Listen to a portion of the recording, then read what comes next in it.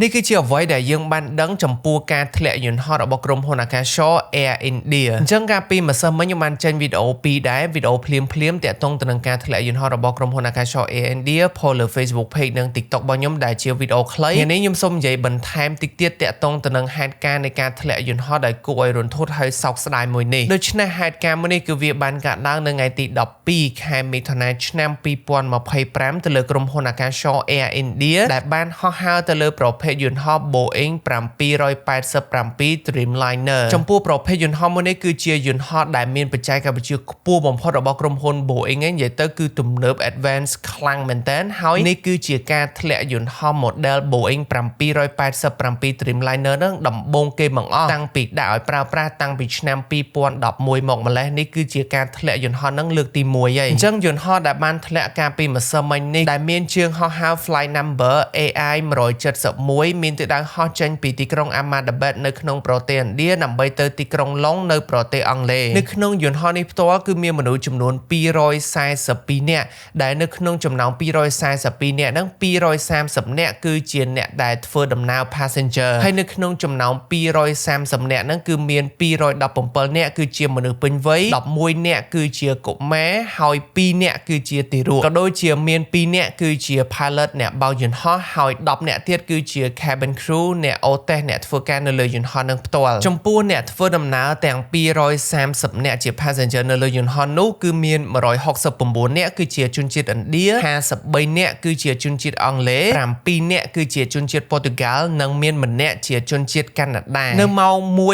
1:39នាទីពេលថ្ងៃត្រង់នៅម៉ោងក្នុងប្រទេសឥណ្ឌាហ្នឹងគឺយន្តហោះមួយគ្រឿងនេះបានធ្វើការហោះហើរ take off ចេញពីប្រលានយន្តហោះ Ahmedabad Airport ហ្នឹងប៉ុន្តែហោះអត់ទាន់បានផុតពលាននឹងប្រមាណផងស្រាប់តែយន្តហោះមួយនេះបានប្រកាសបញ្ចេញនៅសារអាសន្នទៅខាងអ្នកដែលបញ្ជាដែនការ ATC ឲ្យបានដឹងឬក៏គេហៅថាបញ្ចេញនៅ Mayday Distress Call ដែលនៅពេលដែលយន្តហោះណាមួយប្រកាសពាក្យថា Mayday ហើយគឺយន្តហោះនឹងត្រូវការជំនួយហើយយន្តហោះនឹងនៅក្នុងភាពអាសន្នមួយដែលខ្លាំងទៅហើយនៅត្រង់ចំណុចនេះខ្ញុំអត់ទាន់រកកន្លែងមួយណាដែលច្បាស់ថាតើពាក្យ Mayday នោះគឺជាពាក្យចុងក្រោយដែលយន្តហោះនឹងបានប្រកាសចេញឬក៏បើតាមសារព័ត៌មានផ្សេងទៀតដែលខ្ញុំបានអានក៏គេដាក់ថាមកតាមការ report នៅក្នុងប្រទេសឥណ្ឌាផ្ទាល់ណាមកតាមការរាយការណ៍នៅក្នុងប្រទេសឥណ្ឌាផ្ទាល់ពាក្យចុងក្រោយដែលអ្នកបញ្ញហោះ pilot និយាយទៅកាន់ ATC គឺ engine failure បានន័យថាម៉ាស៊ីនយន្តហោះនឹងវាបរាជ័យវាខូចវាលែងដំណើរការបើតាមវីដេអូសុវត្ថិភាពដែលថតចេញពីកាមេរ៉ា CCTV គឺនៅពេលដែលយើងបានឃើញយន្តហោះនេះហោះឡើងគឺមកតាមខ្ញុំមើលទៅគឺវាអត់មានអីខុសឆ្គងប្រហែលទេប៉ុន្តែមកផ្លែតក្រោយមកយើងឃើញថាយន្តហោះមួយនេះគឺវាមានភាពលំបាកក្នុងការហោះឡើងលើឲ្យផុតដីខ្លាំងមែនតើស្រាប់តែអត់ដល់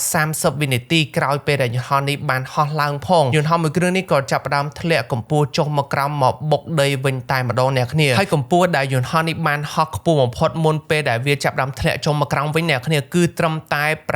625 feet តែប៉ុណ្ណោះឬក៏ប្រហែលទៅនឹង2ម៉ែត្រនៃកម្ពស់2ម៉ែត្រតែប៉ុណ្ណោះហើយដោយសារតែនៅក្នុងយន្តហោះមួយគ្រឿងនេះចាក់សាំងពេញចាក់សាំងច្រើនដើម្បីហោះឆ្ងាយទៅពីប្រទេសឥណ្ឌាទៅទីក្រុងឡុងនៅប្រទេសអង់គ្លេសចឹងទៅនៅពេលដែលវាធ្លាក់មកបុកដីគឺបង្កឲ្យមានការផ្ទុះភ្លើងហើយមានផ្សែងច្រើនខ្លាំងមែនទែនដោយសារតែនៅលើយន្តហោះហ្នឹងគឺមានប្រេងមានសាំងនៅពេញយន្តហោះហ្នឹងតែម្ដងនៅពេលដែលយន្តហោះនេះបានធ្លាក់គឺបានធ្លាក់ចំកន្លែងដែលមានប្រជាជនរស់នៅដូចគ្នានិយាយទៅវាធ្លាក់ហើយវាចំកន្លែងដែលមានមនុស្សរស់នៅទៀតដែលបង្កឲ្យមិនត្រឹមតែអ្នកនៅលើយន្តហោះហ្នឹងបានបាត់បង់ជីវិតទេវាប៉ះពាល់បង្កមានការបាត់បង់ជីវិតក៏ដូចជារបួសជាច្រើននៅចំកន្លែងដែលមានមនុស្សរស់នៅហ្នឹងជាក់ស្ដែងយន្តហោះមួយនេះគឺបានធ្លាក់ចំតែម្ដងគឺចំអគារ hostel កន្លែងស្នាក់នៅរស់នៅមួយរបស់ខាងពេទ្យក៏ដូចជាសិស្សពេទ្យដែលកំពុងតែស្នាក់នៅទីនោះអ្នកគ្នាហើយរូបភាពមួយដែលខ្ញុំបានឃើញហើយមានអារម្មណ៍ថារៀងភឺសបល់ហើយរន្ធត់ហ្មងគឺកតុយយន្តហោះវានៅជាប់នៅក្នុងអគារហ្នឹងសាហាវមែនរបៀបថាយើងសម័យមកវាធ្លាក់មកវាផាំងហើយបន្ទាប់មកនៅសល់កតុយយន្តហោះនៅជាប់អគារហ្នឹងហើយមិនដឹងថាអ្នកនៅក្នុងអគារស្នាក់នៅរបស់ខាងពេទ្យហើយសិស្សពេទ្យកំពុងតែនៅហ្នឹងមិនដឹងមានអារម្មណ៍ថាភ័យខ្លាចមែនទេដោយសារតែយើងទៅលើមើលខាងលើទៅឃើញយន្តហោះធ្លាក់ចុះមកក្រោមចំកន្លែងដែលយើងនៅ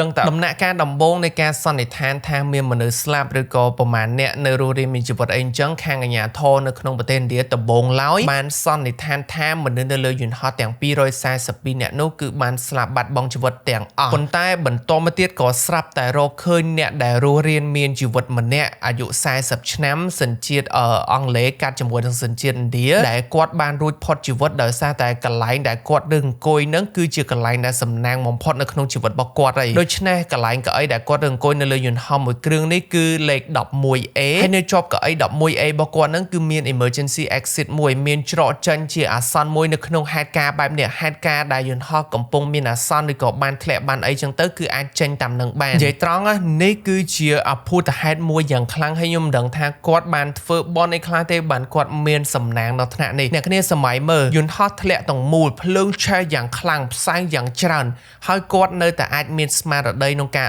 រដឹងខ្លួនហើយទាញអា emergency exit door នឹងអាទ្វារអាសន្ននឹងចេញហើយគាត់អាចចេញតាមយន្តហោះនឹងបានរួចទៀតដោយមិនបង្កជាគ្រោះថ្នាក់អីដល់ជីវិតរបស់គាត់និយាយទៅគឺសំណាងខ្លាំងមែនទែនហើយគាត់ក៏ត្រូវបានបញ្ជូនទៅកាន់មន្ទីរពេទ្យដើម្បីព្យាបាលដូចគ្នាហើយគាត់ក៏ត្រូវបានគេសួរថាមុនពេលដែលកើតឡើងនឹងមានរឿងអីគេខ្លះហើយគាត់ក៏បានឆ្លើយថាមុនពេលដែលកើតឡើងនឹងក៏ឮសលេងមួយផាំងរបៀបសលេងខ្លាំងមួយដែរអញ្ចឹងណាដូច្នេះឥឡូវយើងអត់ទាន់នឹងថាតើមកពីមូលហេតុអីដែលបង្កឲ្យយន្តហោះនេះធ្លាក់ទេប៉ុន្តែយ៉ាងហោចណាស់ក៏យើងនៅមានសាក្សីម្នាក់នៅលើយន្តហោះនេះផ្ទាល់ដែលគាត់បានរួចផុតជីវិតផងដែរហើយចំណែកឯមនុស្ស241នាក់ផ្សេងទៀតនៅលើយន្តហោះហ្នឹងដោយដែលអ្នកគ្នាអាចប៉ានស្មានដឹងហើយក្រៅពីគាត់ម្នាក់ដែលនៅរស់រានមានជីវិតហ្នឹងគឺត្រូវបានអាជ្ញាធរសន្មតថាឬក៏គិតថាពេលនេះពួកគាត់បានស្លាប់បាត់បង់ជីវិតទាំងអស់ទាំង141នាក់ផ្សេងទៀតហ្នឹងហើយមិនត្រឹមតែប៉ុណ្្នឹងទេអ្នកដែលនៅលើដីផ្ទាល់ដែលចំកន្លែងយន្តហោះធ្លាក់ចំហ្នឹងក៏មានអ្នកបាត់បង់ជីវិតផ្សេងទៀតដូចគ្នាដែលឥឡូវនេះត្រូវបានអាជ្ញាធរអាច estimate ឬក៏អាចប៉ានស្មានថាខ្ទង់អ្នកដែលបានស្លាប់បាត់បង់ជីវិតហ្នឹងគឺអាចលើស294អ្នកទៀតបូករួមទាំងអ្នកនៅលើដីក៏ដូចជាអ្នកដែលនៅក្នុងអគារស្នាក់នៅរបស់ពេទ្យអីផ្ទាល់ផ្សេងៗហើយមានអ្នករងរបួសដែលត្រូវបញ្ជូនទៅមន្ទីរពេទ្យដើម្បីព្យាបាលហ្នឹងគឺចំនួន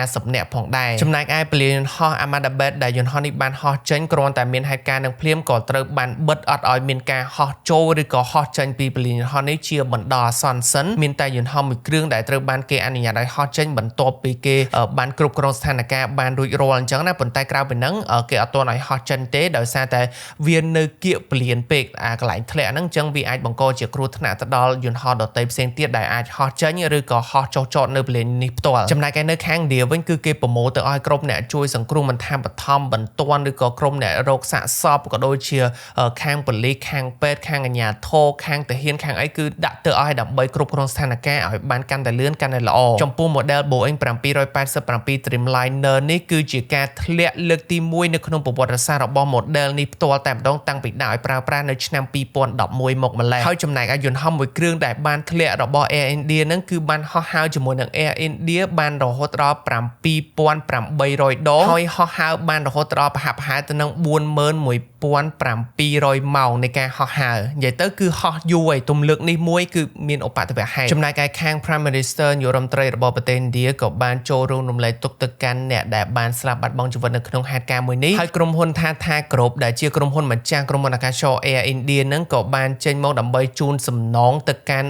គ្រួសាររបស់អ្នកដែលបានបាត់បង់ជីវិតនឹងនៅក្នុងម្នាក់គឺចំនួន$10,000ជាងហើយអ្នកដែលទៅព្យាបាលនៅមន្ទីរពេទ្យទាំងអស់គឺក្រុមហ៊ុនចេញថ្លៃព្យាបាលនឹងទាំងអស់ដោយការស៊ើបអង្កេតវិញឥឡូវនេះគេចាប់ផ្ដើមបើកការស៊ើបអង្កេតបដាដោយមានការចូលរួមពីខាងអ្នកជំនាញច្រើនពីអាមេរិកពីខាងក្រុមហ៊ុន Boeing ពីខាង FAA ពីខាងអ្នកស៊ើបអង្កេតជំនាញផ្ទាល់នៅក្នុងប្រទេសឥណ្ឌាដើម្បីស្វែងរកមូលហេតុអីដែលបង្កឲ្យយន្តហោះដែលមានបច្ចេកវិទ្យាទំនើបមួយនេះវាអាចធ្លាក់ទៅរួចក្រោយពីហោះហើរចេញពីពលានអត់ទាន់បាន30វិនាទីផងដោយក្រុមជំនាញគេបានយក black box ឬក៏ប្រអប់ខ្មៅមួយនៅក្នុងចំណោមប្រអប់ខ្មៅ2នៅលើយន្តហោះនោះដើម្បីទៅស៊ើបអង្កេតដោយគេអាចដឹងនៅទិន្នន័យនៃការហោះហើរក៏ដូចជាប្រអប់ខ្មៅនឹងវាអាចថតសម្លេងអ្នកបើកយន្តហោះ pilot នឹងផ្ទាល់តែម្ដងអញ្ចឹងគេចង់ដឹងថាតាមឡងពេលនៃការហោះហើរឬក៏វាអាចមានបញ្ហាអីនៅក្នុង cockpit កន្លែងបើកយន្តហោះនឹងដើម្បីគេចង់ដឹងមូលហេតុរបស់វាហើយក៏មានការវិភាគច្រើនតាក់ទងទៅនឹងការធ្លាក់នៅតាមប្រព័ន្ធអ៊ីនធឺណិតគឺមានច្រើនដូចជាទី1ដោយសារតែដាក់ flap ខុស flap នឹងគឺជាសរទះមួយនៅក្រោយស្លាបយន្តហោះដែលវាដើរតួនាទីក្នុងការជួយ lift ឬក៏ជួយលើកយន្តហោះនឹងឲ្យផុតពីដីអ្នកខ្លះទៀតគឺអាចនិយាយថាដោយសារតែ dual engine failure មានន័យថាម៉ាស៊ីនយន្តហោះទាំងពីរគ្រឿងដែលមាននៅលើយន្តហោះនឹងគឺវាខូចវាលែងដំណើរការភ្លាមទាំងពីរដែលបង្កយន្តហោះនេះធ្លាក់ចុះមកលើដីអ្នកខ្លះទៀតក៏ថា bird strike ឬក៏សត្វបក្សីហោះចូលម៉ាស៊ីនយន្តហោះដែលបង្កម៉ាស៊ីនយន្តហោះនឹងគឺវាខូចដំណើរ ការលែងកើតហោះលែងរួចចឹងទៅប៉ុន្តែយ៉ាងណាមិញយើងអត់ទាន់ដឹងហេតុផលច្បាស់លាស់ថាហេតុអីបានយន្តហោះនេះធ្លាក់ទេប៉ុន្តែអ្នកគ្នាក៏គុំរំពឹងថាយើងអាចដឹងនៅក្នុងអាទិត្យនេះអាទិត្យក្រោយខែក្រោយអត់ទេការស៊ើបអង្កេតមូលហេតុនៃការធ្លាក់យន្តហោះគឺវាអាចចំណាយពេលយូរមែនទែនអាចច្រើនខែឡើងដល់ច្រើនឆ្នាំក៏មានដែរហើយការស៊ើបអង្កេតនេះគឺវាសំខាន់ដោយសារតែបើសិនជាដឹងមូលហេតុហើយគេអាចបង្កើតជាច្បាប់ការពារឬក៏គេអាចកែប្រែកន្លែងណាមួយនៅលើយន្តហោះដើម្បីការពារកុំឲ្យថ្ងៃមុខមានការធ្លាក់យន្តហោះប្រភេទហ្នឹងជាបន្តទៀតអញ្ចឹងបើចូលចិត្តវីដេអូប្រភេទនេះកុំភ្លេចជួយ follow Facebook page របស់ខ្ញុំ follow TikTok របស់ខ្ញុំហើយកុំភ្លេចជួយ subscribe YouTube channel របស់ខ្ញុំម្នាក់មួយផង follow for more